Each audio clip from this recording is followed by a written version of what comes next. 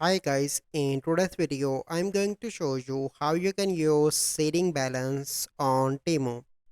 So first step you need to do is to log in into your account, and here you can see that I am in my influencer program account, and here you can see that my seeding balance. So you simply need to click on that, and here you can see that I get this. And once you have that,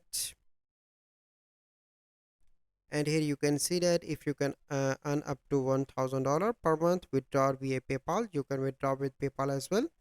So this is my seeding balance that I can use to purchase anything on the online campaign here, and you can find different electronics product and other items as well here that you can use the seeding balance to purchase anything that you want. So basically you can use this seeding balance to purchase anything from the Temu, and there is no other way to cash out currently. You can use this on Temu to buy different stuff. So this is the process. I hope you find this video helpful. If you find this video helpful, must like this video, subscribe to our YouTube channel for future videos. We'll see you in the next video. Thank you. Have a good day.